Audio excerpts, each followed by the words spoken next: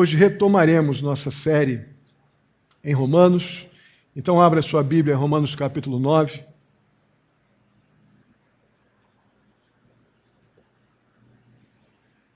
Versos 30 a 33. Eu não me recordo se eu acertei aqui, se é a parte 18 ou 19. O pessoal que cuida aí da parte de áudio e vídeo aí depois, eu não lembro. Eu acho que eu alterei embaixo, mas não alterei em cima. Eu acho que é 19. 18 foi o... Não sei, depois, se por favor, vê isso para mim. 19 agora, né? Então é 19. O santo tropeço. Eu tenho pensado um bocado em tropeção nesses últimos tempos. Vocês sabem que eu corro por aí, né? E numa dessas minhas corridas, estava indo já para 16 quilômetros, a perna já não estava mais isso tudo, tropecei numa tartaruguinha daquela, no asfalto. Deu uma ralada bonita, deu uma capotada, né? Depois uma bela de uma ralada, mas é aquela coisa meio ninja, né? Dei uma rodada e fiquei vendo se estava vivo por alguns segundos aí, né, no chão, pensando, estou vivo ou já fui arrebatado e tal. Mas levantei e prossegui. Ninguém gosta de tropeçar, né? A casquinha do joelho só saiu ontem, pra vocês terem uma ideia. Fiquei meio doído, mas foi bom. Foi bom por vários motivos. Porque tropeçar nos faz pensar demais. Estou lá, né, no alto dos meus 53 anos, correndo, graças a Deus. Correndo bem, pela graça de Deus. Teremos, se Deus permitir, a outra São Silvestre no final do ano.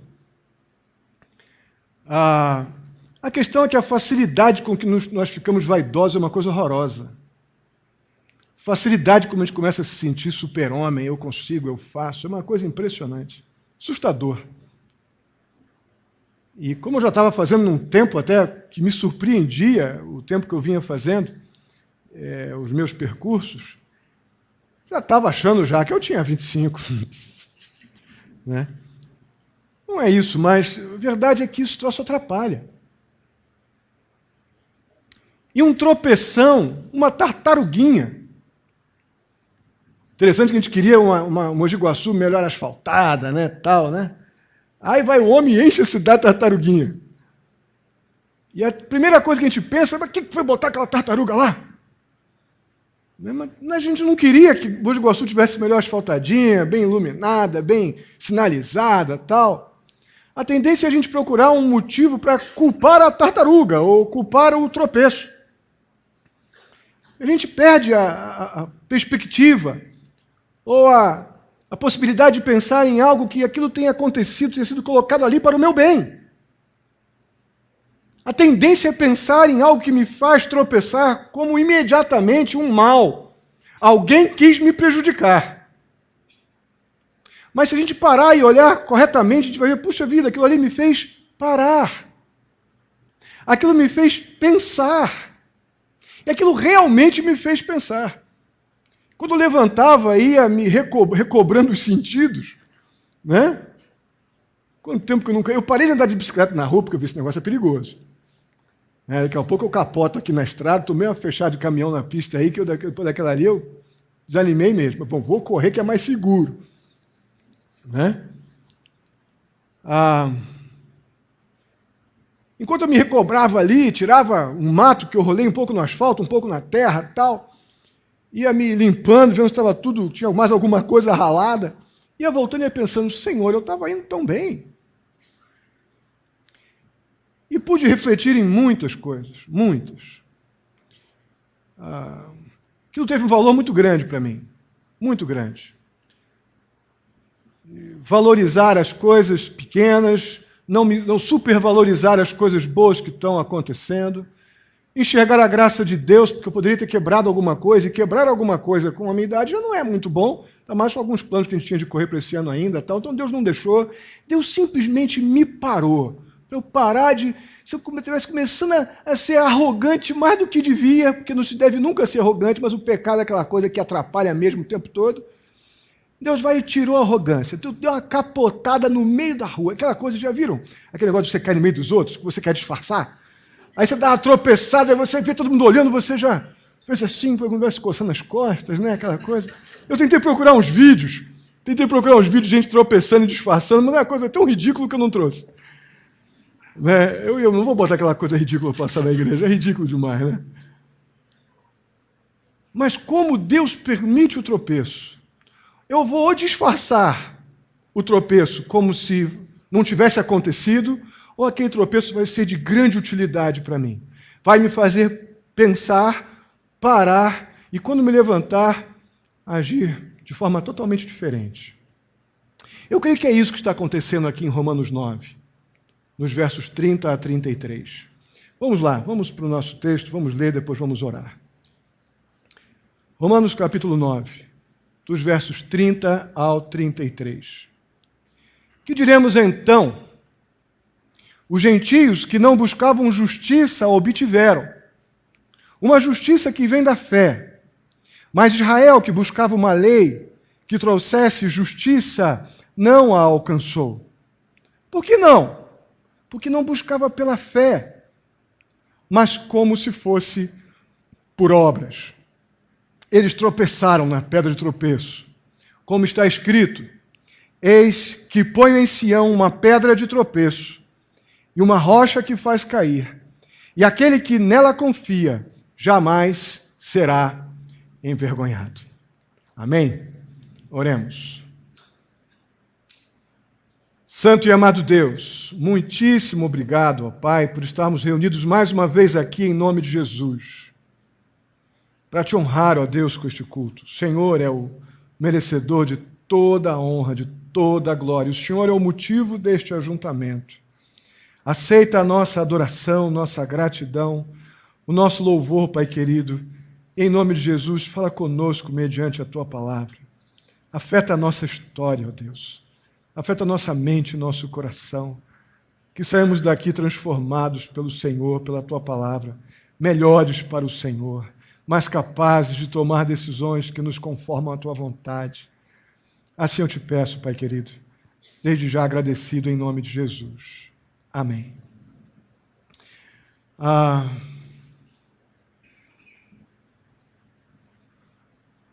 condição da nação de Israel, descrita aqui nos versos 28 e 29, na verdade começa no verso 27, essa transição para este momento final aqui dos versos 30 até o 33.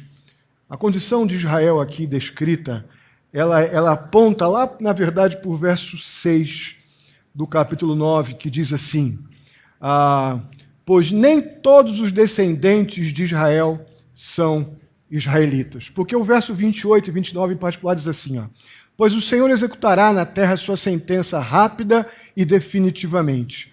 Como anteriormente disse, se o Senhor dos Exércitos não tivesse deixado descendentes, já estaríamos como Sodoma e semelhantes a Gomorra. Por quê? Porque o povo de Israel estava desobedecendo, o povo de Israel estava achando que eles eram beneficiários da justiça de Deus, porque eles eram descendentes de Abraão, Isaque e Jacó. Eles estavam se afirmando um poder ou uma autoridade espiritual, ou uma preferência em relação aos gentios, porque eles estavam se garantindo na nacionalidade.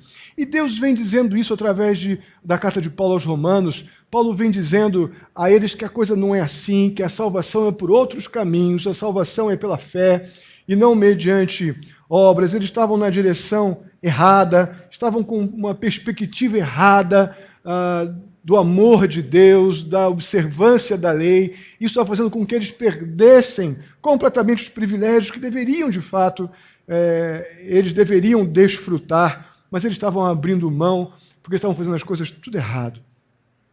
Já o verso 30, do verso 30 em diante, sem querer tentar nada, sem nenhuma intenção de conquistar Deus por alguma maneira ou de alguma maneira humana, os gentios, como vemos no verso 30, ouvimos aqui, eles obtiveram a tal da justiça de Deus, o presente do perdão de pecados através de Jesus, a salvação de pessoas incapazes de prover por si mesmo qualquer mérito para receberem o perdão de pecados e a salvação. Esses gentios, sem fazer nada para possuir isso, receberam essa justiça de Deus que vem pela fé, enquanto os judeus tentaram receber esta mesma justiça, julgando eles que praticavam a lei, mas falharam miseravelmente. Como é que pode isso acontecer, irmãos? Um povo que se esforçou, que se empenhou, que a princípio era para eles tudo aquilo, não obtiveram nada. Outros que nem sequer buscaram com tentativas humanas, materiais, físicas, sejam ritualísticas, sejam quais fossem os meios que os gentios pudessem fazer, não, eles não fizeram nada. E esses receberam a justiça porque a buscaram pela fé. Eu creio que o erro está lá no começo. Os judeus eles se dedicaram aos cerimoniais, aos rituais, aquela religiosidade interesseira, aquela coisa que nós somos capazes de fazer. Nós somos capazes de produzir em nossa mente uma coisa bem católica romana, sem querer ofender nenhum, não sei, tem alguém aqui ainda, acho que não.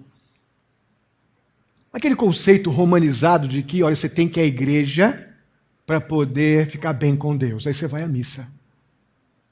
Não é assim que a gente ouviu a nossa vida inteira?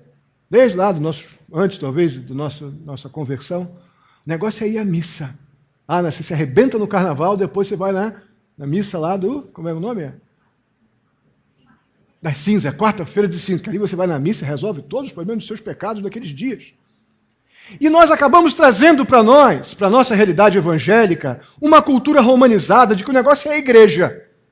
Claro, na igreja eu resolvo, vou na igreja ter meus pecados perdoados, vou na igreja porque eu tenho que melhorar, estou com um problema, eu tenho que ir na igreja. Como se isso aqui tivesse algum poder mágico. A questão é que nós temos nós estamos tão vinculados a essa cultura religiosa, mecânica, mística, inútil, de que ir à igreja, fazer alguma coisa, promove algum tipo de libertação, que a gente acaba sendo igualzinho à judeusada dos dias, de Paulo e dos primórdios ainda, do Antigo Testamento. Fazemos muito diferente, não. Ficamos tão preocupados em cumprir rituais legalistas, que achamos que resolve todos os nossos problemas, em vez de buscarmos o Senhor pela fé, somente. Temos uma tendência estranha de achar que vir ao ambiente físico chamado igreja tem um poder para trazer algum tipo de solução espiritual, mas não tem. Se fazemos isso em vez de buscar o Senhor pela fé e para a glória do autor da lei, nós simplesmente não temos parte na justiça de Deus que foi feita por nós através de Jesus Cristo. A ilusão dos judeus é que a pessoa, para receber essa justiça de Deus, que eles já tinham tanto ouvido falar pela tradição oral dos seus antepassados no Antigo Testamento, eles criam realmente, e é isso que a lei diz, que eles deveriam cumprir os ritos da circuncisão, deveriam guardar o sábado com os mandamentos sobre os alimentos, enfim. Fazer aquelas coisas que funcionam. É outro problema crônico dos nossos dias. É o tal do pragmatismo. Você sabe o que é isso? Olha, naquela igreja estão fazendo um negócio que funciona. Eu acho que a oração deles é mais forte do que a nossa, porque lá funciona. Aí todo mundo corre para lá, porque a oração do bispo, do apóstolo, do padre, do frei, do quem quer que seja, é boa porque lá a igreja está cheia, lá está funcionando, lá sai gente andando, larga a muleta e assim vai. Aí eu me mudo para lá porque lá é o ambiente religioso que funciona. Não tem nada a ver com a lei de Deus isso. Nada a ver. E é impressionante como isso se aproxima do nosso cotidiano até mesmo evangélico dos nossos dias.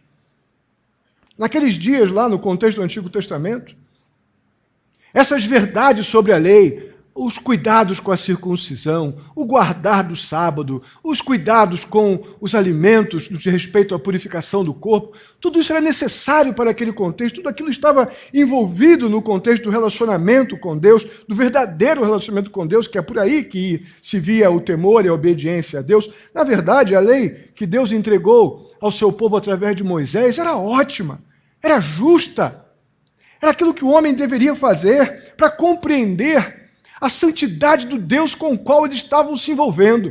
Que Deus foi até eles e exigia deles um compromisso de obediência que eles jamais alcançariam, mas deveriam buscar, e esse jamais alcançar faria com que eles percebessem que eram pecadores e devedores do amor desse Deus, e por isso, então, este era o nível de relacionamento que o povo deveria ter com o Senhor a partir ou através desta lei santa e justa que Deus estabeleceu com o povo através de Moisés.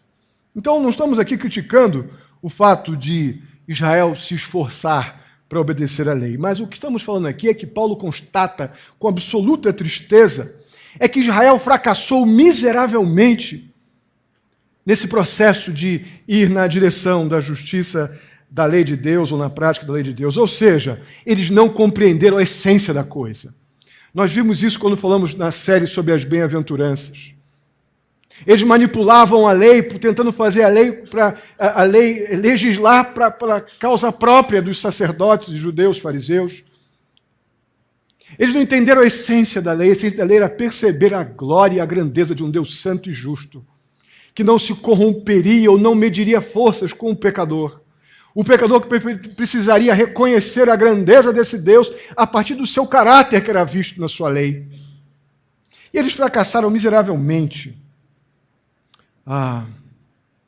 nesse processo, ou seja, não compreenderam essa essência. Eles não experimentaram o propósito da lei que apontava para a glória de Deus e não para a glória deles próprios. Perderam isso de vista. Então era preciso começar do começo. Não dá para fazer remendos, emendas. Eles precisam zerar a conta e começar de novo. Para alcançar a justiça diante de Deus, deveria ser única e somente pela fé. Somente a fé seria o suficiente para eles poderem desfrutar das bênçãos prometidas por Deus através de Jesus Cristo. Então essa justiça de Deus, ela era concedida ao homem como um dom da graça de Deus, uma ação da graça de Deus, em vez de qualquer tipo de recompensa que eles poderiam julgar que receberiam por serem, então, dedicados ao cumprimento da lei. Não, a salvação era um dom da graça, era um presente de Deus, e não era algo que Deus daria por algum tipo de merecimento que o homem pudesse vir a receber por algum esforço pessoal para conquistar essa justiça ou ter algum mérito diante de Deus. Paulo já ensinou isso do capítulo 1 ao capítulo 3 de Romanos. Nós já vimos lá no começo. Toda a humanidade é absolutamente incapaz de alcançar a justiça que Deus exige, e Paulo fecha lá em Romanos 3, 23, quando diz: todos pecaram e estão destituídos da glória de Deus. Então o homem é incapaz de prover para si qualquer coisa que interesse a Deus, e a salvação continua sendo um presente soberano de um Deus santo e justo que dá a pecadores arrependidos que não podem fazer nada para alcançar tamanho favor. Então aqueles declarados justos por Deus através de Jesus Cristo são aqueles que abriram mão dos seus próprios meios, dos seus próprios atos de justiça e receberam pela fé a justiça de Deus através de Jesus Cristo. Amém? Isso é bom, né? Isso é gostoso, de vontade de ficar repetindo. Tão bom que é de falar isso. A diferença aqui no nosso texto entre os gentios que alcançaram a justiça, projeto salvador de Deus através de Jesus, e os judeus que não alcançaram esta bênção espiritual tão grande, é literalmente a diferença entre fé e obras. Entre o adorar e o fazer. Os judeus queriam trabalhar, comprar, merecer, queriam se sentir seguros, valorizados, porque eles eram merecedores da justiça de Deus. Os gentios, no outro ponto, estavam completamente, até socialmente falando, a condição dos gentios no meio entre os judeus era socialmente altamente desfavorável. Eles, em todos os sentidos, desmerecidos, eles aprenderam a aceitar gratuitamente, independentemente, a provisão divina para as suas vidas e, por isso, foram alcançados pela justiça de Deus. Na prática, a coisa é mais ou menos assim. Ao rejeitar Jesus como o Messias, os judeus rejeitaram também a provisão de Deus, consumada plenamente através da obra de Cristo na cruz. Ao receber Jesus como Messias, os gentios, então, foram declarados justos. Bem prático, bem objetivo. Irmãos, isso foi predito lá pelo profeta Isaías no Antigo Testamento, que isso seria assim. E o apóstolo Paulo ele cita aqui, no nosso texto de Romanos, 2 textos da profecia de Isaías que mostram que Israel iria tropeçar em Jesus, tartaruguinha que Deus colocou lá na estrada. Iriam tropeçar em Jesus, como a provisão de Deus para a sua salvação. E Paulo vai combinar aqui os versos, Isaías capítulo 8, verso 14, com 28, 16, para falar sobre essa pedra de tropeço. Jesus seria essa pedra de tropeço para a nação de Israel. Primeiramente, Isaías capítulo 8, verso 14, diz assim: para os 2 reinos de Israel, a realidade já de reino dividido aqui, né? Reino do norte, reino do sul, ele será um santuário, mas também uma pedra de tropeço, uma rocha que faz cair. E para os habitantes de Jerusalém, ele será uma armadilha e um laço. E ainda em Isaías 28, 16, diz assim: por isso diz o soberano Senhor, eis que põe em Sião uma pedra já experimentada, uma preciosa pedra angular, para alicerce seguro. Aquele que confia jamais será abalado. Meus irmãos, esses textos foram ditos, essas palavras foram ditas por Deus através do seu profeta, em um momento muito crítico para a nação de Israel, na história de Israel, bem contrário do momento lá em Romanos, que os judeus estavam numa posição até de proeminência política, religiosa ainda, de influência, mas no Antigo Testamento, onde esses textos foram mencionados, ditos, a situação era bem complicada, um momento crítico para a história do povo. O Reino do Norte, Israel, estava prestes a ser invadido pela Assíria, que futuramente seria Babilônia. O que acontece? O que acontece nesse meio tempo? O povo fica em pânico, aí as nações da Palestina e da Síria fazem uma aliança com o Reino do Norte e pressionam o Judá, Reino do Sul, a fazer essa aliança também, a fim de se defender do Império Assírio. A questão é a seguinte: a Síria era comandada, tinha como rei o rei Rezim, um pagão. As demais nações da Palestina eram também governadas por pagãos. O Reino do Norte era comandado, tecnicamente, por Peca, que era um homem que conhecia a lei do Senhor, mas eles se renderam pelo medo, pelo pânico de serem invadidos pela Síria, a fazer associações com nações pagãs, coisas que Deus diz: não façam alianças com pagãos, que eu vou livrar vocês do que tiver que livrar, mas não se metam com pagãos, não se metam com descrentes, não se metam com pessoas que não temem ao Senhor. Por falar nisso, não deixe de ouvir a mensagem que está postada de quarta-feira agora, Malaquias, parte 6, que estamos falando sobre isso. Eu queria que todos ouvissem. Tá? Fecha parênteses. Então, Dentro desse contexto, Asa, o rei, então, do reino do sul, reino de Judá, fica atemorizado, fica em pânico. Muitos de Judá, da liderança de Judá, querem fazer uma aliança com o Egito, mas Asa sabe, ele lembra de que não deve fazer esse tipo de aliança, mas Rezim e Peca ameaçam Asa, dizendo: nós vamos invadir, se você não fizer aliança com a gente, vocês vão ser esmagados. Aí onde chega o profeta Isaías e fala: Asa, peraí, confia no Senhor, rapaz. Confia no Senhor. Deus não vai deixar, não. Deus não vai deixar que isto aconteça. Olha a resposta que vem da parte de Deus através do profeta para o rei Asa. No verso 4 do capítulo 7 de Isaías. Tenha cuidado, calma. Acalme-se, não tenha medo. Que o seu coração não desanime por causa do furor destes restos de lenha fumegante. Isso aqui é interessante demais. Porque não é uma palhinha. É o Império do Norte, comandado por Peca. É a Síria, comandada por Rezim. E por mais um monte de pequenos outros reinos pagãos ali em torno na Palestina, em torno do Reino do Norte e do Sul.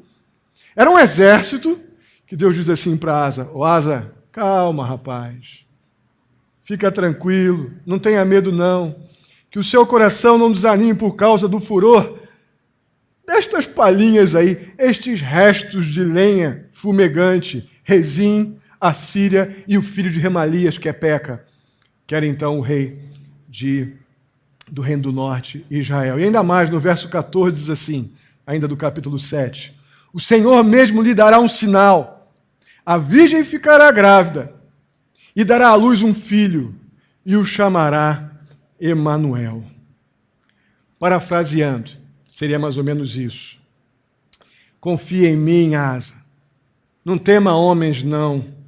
Confie no Messias que está por vir, através de quem você e a nação, o povo de Israel, o meu povo, aqueles que eu chamei para mim, esses serão salvos. Irmãos, não é à toa que a transição para esses versos finais, do 30 ao 33 do capítulo 9, esses versos finais, 27, 28 e 29, o apóstolo Paulo vai falar de um remanescente, que Deus vai guardar um povo, que Deus vai guardar uma porção do seu povo, o verdadeiro Israel, para desfrutar das bênçãos espirituais que virão através do Messias, o livramento de Deus para a nação.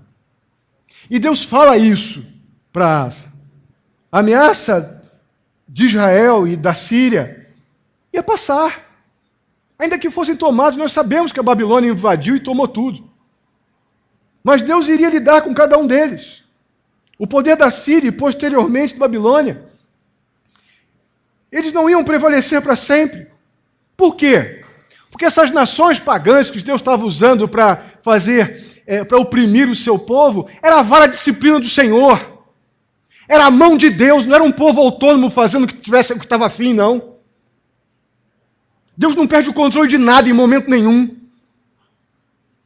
A invasão da Babilônia a Israel, governo a Reino do Norte, Reino do Sul, era a vara que estava na mão do Senhor, fazendo disciplina sobre um povo desobediente, que fez alianças com nações pagãs, que decidiu desobedecer a Deus. E ainda assim Deus guardaria dali um remanescente, que seria livre através desse aqui que se chama Emanuel.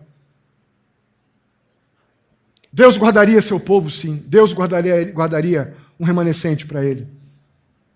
No tempo certo, Deus iria julgar as nações e colocá-los todos no seu lugar. Você vê isso dos versos 7 a 9 do capítulo 7 de Isaías. Por enquanto, aquilo que estava acontecendo ali era exatamente Deus realizando os seus propósitos. A libertação final dos judeus, os judeus fiéis, os judeus obedientes, viria através do Messias. Irmãos, é por isso que nós vemos,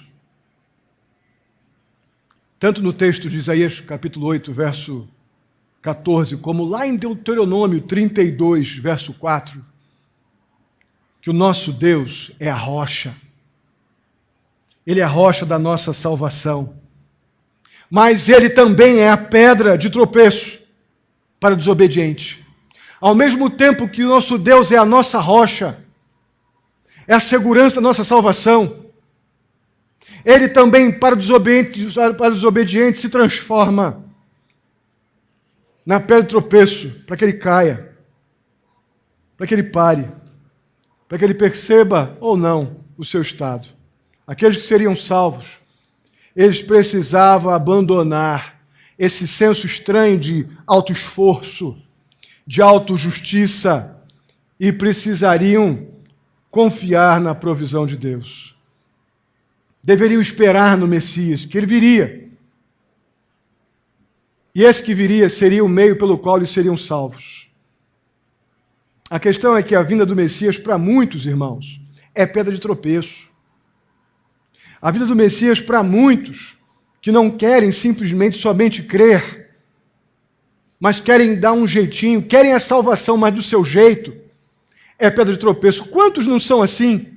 Eu quero ir à igreja, eu quero ir à igreja porque é o lugar que eu quero estar. Mas chega aqui e começa a perceber que a vida cristã não é um passeio no parque.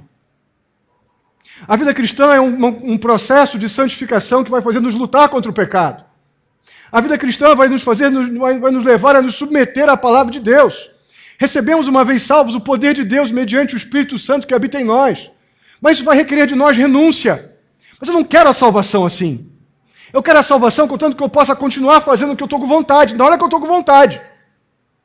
Para esse, Jesus é um tropeço. Para esse, Jesus atrapalha. Porque eu não quero a salvação com nenhum tipo de obstáculos para os meus interesses. Eu quero continuar com as minhas carnalidades. Eu quero continuar com as minhas paixões. Jesus, para esses, é um grande tropeço. E esse é o objetivo mesmo de Jesus como o tropeço. Porque eu não tenho como estar firmado na rocha com uma vida corrompida pelo pecado. E Jesus é aquele que fica no caminho mesmo para que eu possa perceber e enxergar que estou pecando. E parar. E confessar o meu pecado. E render-me a Jesus. Não mais como uma pedra de tropeço, mas como a rocha da minha salvação. É essa transição que muitos até hoje rejeitam. É aqui que muitos tropeçam. Quantos não preferem as regrinhas, irmãos? Quantos não ficam pedindo as regrinhas? Porque regrinha é joia. Né? Regrinha eu posso desobedecer quando eu quiser. Regrinha eu posso manipular. Regrinha eu posso dar jeitinho. Eu não quero a obediência pela fé. Eu não quero a obediência que me leva a ter a minha liberdade de alguma forma comprometida. Irmãos, é dessa forma que a rocha que salva se transforma em pedra de tropeço. É dessa forma. E foi isso que provocou a queda de Israel. Isso foi o que provocou o fracasso de Israel, não a sua libertação. Isaías, ele falou sobre a salvação nos mesmos termos dos escritores do Novo Testamento. Paulo, Jesus, os apóstolos, ou seja, a salvação é pela fé e não por qualquer outro processo. A salvação é unicamente pela fé, não por uma observância de regrinhas. Aquela igreja faz assim, essa igrejinha faz assado, lá pode, lá não pode. Salvação não vem por uma observação das regras que me interessam, ou aquelas que eu posso obedecer, ou aquelas igrejas que não ligam para o que eu estou fazendo ou deixando de fazer, contanto que eu esteja lá fazendo número. Isso não salva, isso não liberta, pelo contrário. Isso é apenas o momento do tropeço. Que eu entendo o momento do tropeço como oportunidade do arrependimento. Mas se houver obstinação, também é o motivo do fracasso. Da queda total. Como foi com Israel até aqui. O fato é que Deus, através do seu profeta, exortou então o seu profeta Isaías. Exortou o povo a suportar pacientemente a correção, aprender com a correção e esperar ali o dia da sua salvação através do Messias. Irmãos, os judeus dos dias de Paulo, e nós agora, nós devemos fazer o mesmo. Devemos ter essa percepção de que Deus permite os momentos onde a gente caia. Caia onde Deus nos mostra, você está fracassando, rapaz. Está na direção contrária à minha vontade. E Deus se coloca maravilhosamente, pacientemente, coloca as tartaruguinhas no nosso caminho, para que a gente tropece e pare, para que perceba o amor de Cristo, o que já foi feito por mim e por você, a justiça do Senhor, para que a gente pare e se arrependa e retome obedientemente o caminho que nos leva ao Senhor e ao desfrute gostoso da sua justiça. Paulo cita no finalzinho do verso 33 aí do capítulo 9, que ele diz lá em Isaías 28:16, né? Aquele que nele confia jamais será envergonhado. Irmãos, o sentido aqui é que aquele que confia em Deus jamais vão precisar temer, jamais vão precisar desconfiar de que a sua fé vai ser frustrada, vai ser inútil. A tradução mais literal aqui desse texto, traduzindo o texto lá do Antigo Testamento citado por Isaías, seria mais ou menos isso. Aquele que nele confia, não se apresse, não tenha pressa. Não precisa correr o que nele confia, porque o Senhor proverá.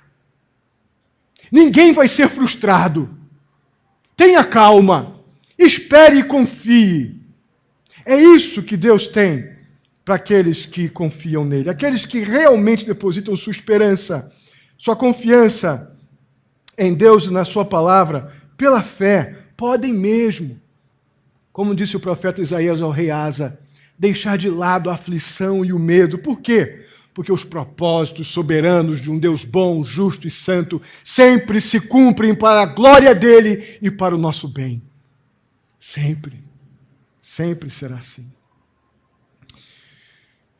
Muito bem, meus irmãos. Nós vimos aqui, então, que crentes gentios foram salvos pela fé em Jesus Cristo, enquanto judeus, aqueles para os quais Deus deu tanto durante toda a trajetória do Antigo Testamento, perderam, fracassaram por causa da sua fé capenga, egoísta, manipulada, fé inútil, fé fazedora, não fé adoradora. Por causa daquela determinação de se autoproclamarem por nacionalidade, por história. Eu sou de Israel, eu sou de Abraão, de Isaac, Jacó, como alguns de nós gostamos de fazer. Eu sou crente há 5, 10, 15, 20 anos. Isso não interessa se você não compreender que nós somos todos completamente dependentes da graça e do amor de Deus para termos perdão de pecados e vida eterna. História sem vida cristã, sem obediência decidida, sem decisão de submissão, não adianta nada, não podemos, jamais mereceremos a graça da salvação recebida através de Jesus. A justiça de Deus é um presente de Deus, e não comprada por qualquer história que você possa ter feito ou deixar de fazer. Se a tua história afeta o teu presente para a glória de Deus, beleza. Mas se a tua história é apenas um meio de você tentar ter espaço, ou voz, ou autoridade, ou posição diante de pessoas ou de Deus, você está com um grande problema, porque o teu fracasso é tão grande quanto o de Israel.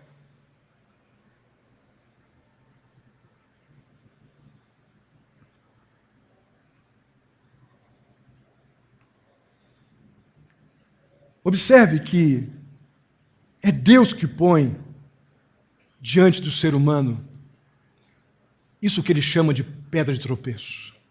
Olha o que diz no comecinho dessa citação que Paulo faz de Isaías no verso 33.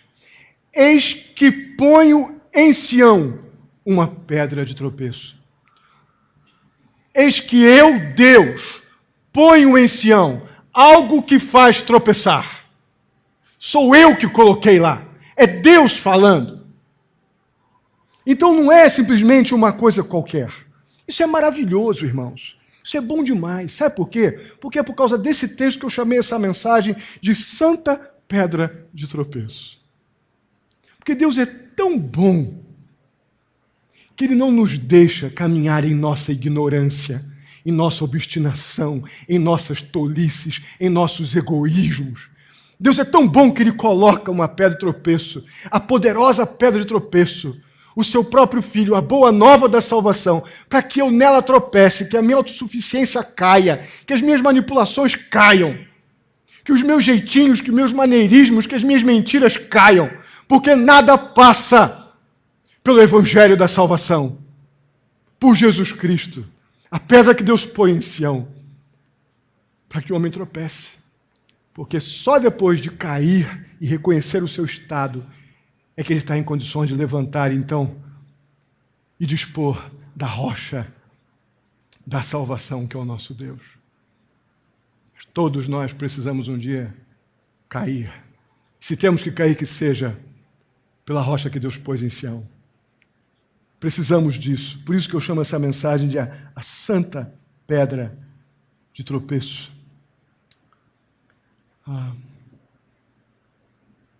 Enquanto a gente não tem essa parada, irmãos, é muito difícil de perceber. Na verdade, essa é a grande crise nossa. Nos falta a falta de percepção do nosso fracasso. Nós nos achamos bons demais muito tempo, passamos muito tempo nos achando merecedores de um monte de coisa. Começamos a achar que está todo mundo errado, que está faltando coisa na igreja. Um dia desse aí eu soube de uma pessoa que disse que a igreja estava errada porque o portão estava fechado. Incrível, né? Como é que pode uma igreja com o portão fechado? São loucuras, loucuras. A gente acha que tem direito. A gente acha que ser membro de uma igreja nos torna donos de alguma coisa, ou sindicalistas, sei lá. Essa posição gloriosa que Deus nos deu de servos ajuntados como o povo dele, rebanho dele, para a glória dele, para testemunharmos o amor deles no mundo perdido. Isso é um privilégio tão glorioso que Deus concedeu a miseráveis pecadores como nós. Nos falta muitas vezes o senso correto do nosso fracasso.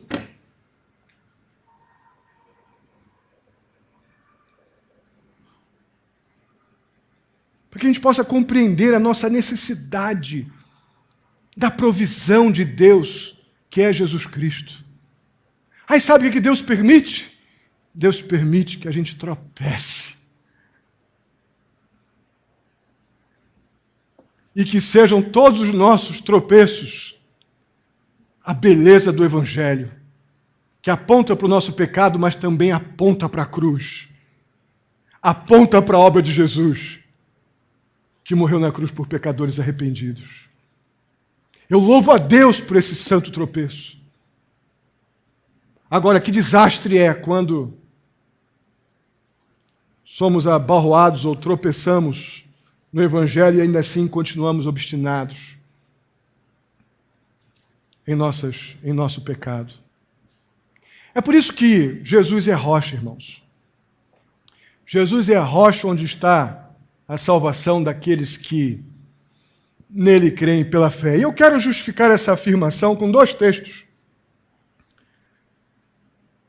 Primeiro é o Deuteronômio 32, 4, que eu já mencionei há pouco, que diz assim, vamos ler juntos? Ele é a rocha, vamos ler bem bonito, bem forte. Ele é a rocha, as suas obras são perfeitas, e todos os seus caminhos são justos.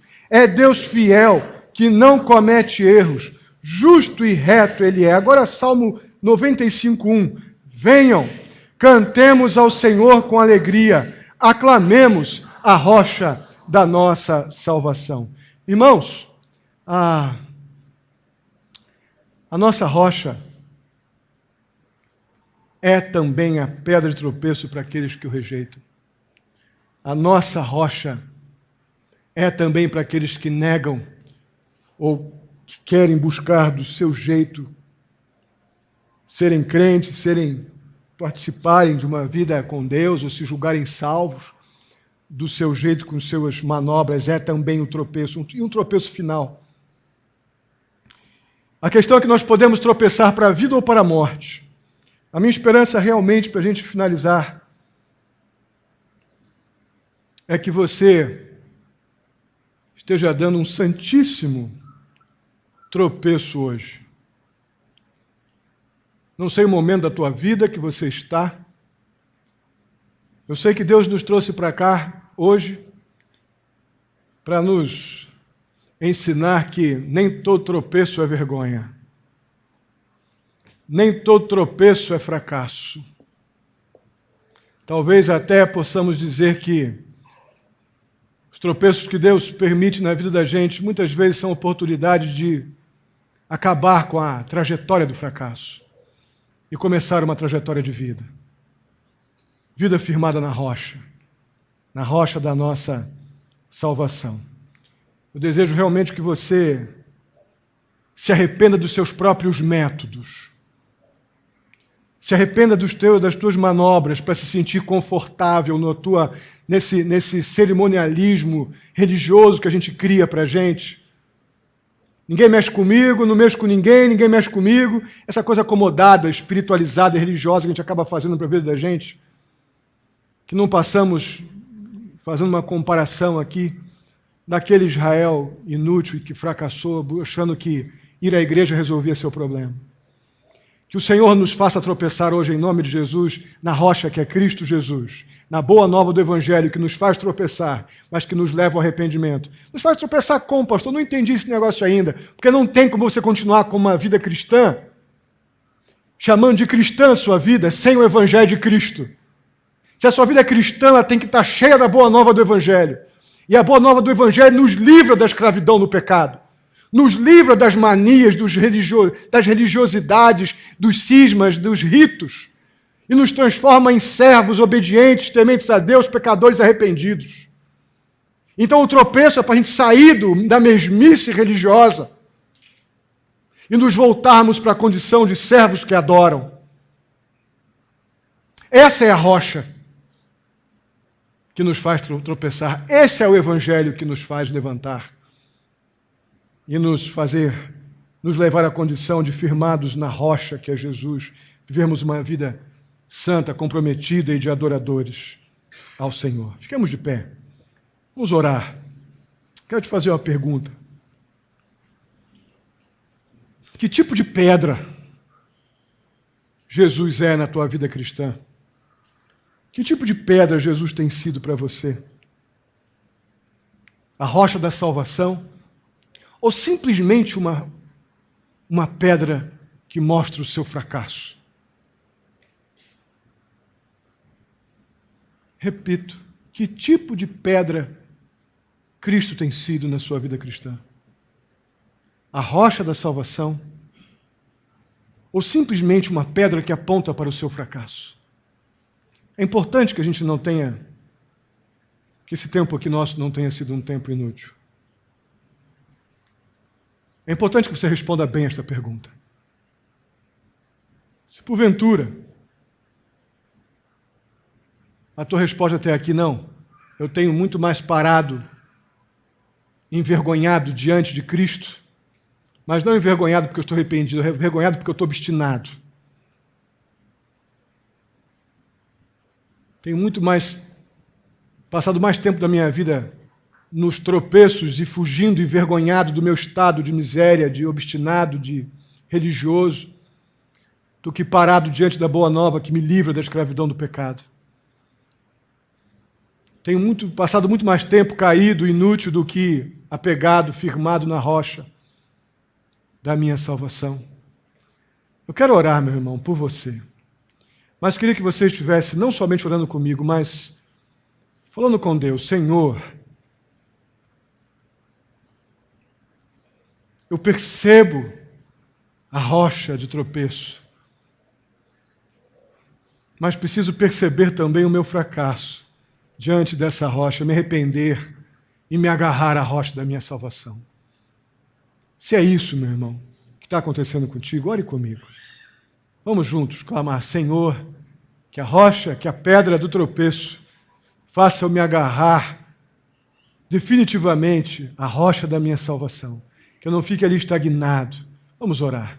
Pai querido, em nome de Jesus, eu peço a Ti, ó Deus, que o Senhor nos livre de ficarmos parados, estagnados diante da boa nova do Evangelho. Eu peço que o Senhor nos livre de ficarmos estagnados, Senhor, na pedra de tropeço.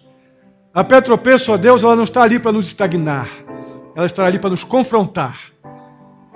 Para nos confrontar a uma vida contigo, firmados na rocha, ou a morte na religiosidade inútil, nas mesmices que a vida religiosa impõe. Ó Deus querido, em nome de Jesus, eu peço por cada um aqui. Que haja, ó Pai, que hajam decisões sendo tomadas. Que a gente possa dar graças a Deus pelo santo tropeço que o Senhor nos permite. Talvez agora, muitos estejam recebendo um belo de um tropeço. Mas um tropeço que vai nos fazer levantar para uma vida transformada, útil, agarrados, ó Deus, à rocha da nossa salvação. Que seja assim, ó Deus.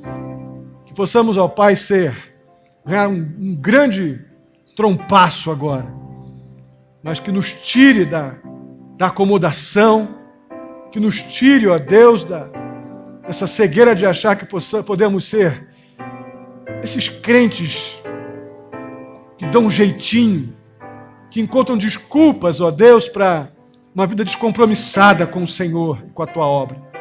Livra-nos disso em nome de Jesus.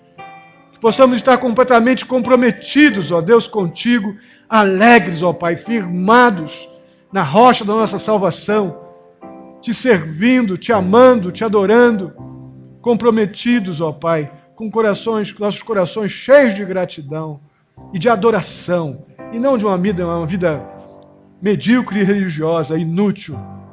Livra-nos disso, ó Pai. Que seja o Senhor Jesus Cristo a pedra que nos faz tropeçar, mas também aquele que nos faz levantar para uma nova vida, firmados na rocha da nossa salvação. Assim eu te peço, muitíssimo agradecido. Peço que o Senhor nos leve em paz para os nossos lares. Nos dê uma semana guardada, guiada, dirigida em tudo pelo Senhor. Ajuda-nos, ó Deus, a termos essa lembrança gostosa de que o Senhor muitas vezes nos para assim, mas que lembremos, ó Pai, que são as verdades do Evangelho, nos parando muitas vezes para sermos melhores para o Senhor e não aqueles inúteis que não promovem a glória do Teu nome, ó Pai. Ajuda-nos nisso. Ser com cada um nos seus desafios de trabalho, escola, família. Ó Deus querido, dá a direção, dá a sabedoria. Ser com os enfermos da Tua igreja, ó Deus, peço em nome de Jesus, que sejam em tudo, ó Pai, providos pelo Senhor. Assim te peço, muito agradecido, no nome santo de Jesus, que a graça do nosso Senhor e Salvador Jesus Cristo, o amor de Deus, nosso amado Pai, a comunhão e a consolação do Espírito Santo esteja sobre a vida de cada um de vós, queridos e amados irmãos, hoje e até a vinda do nosso Senhor Jesus Cristo. Amém e amém. Que Deus os abençoe. Pode sentar. Tenha seu tempo de oração.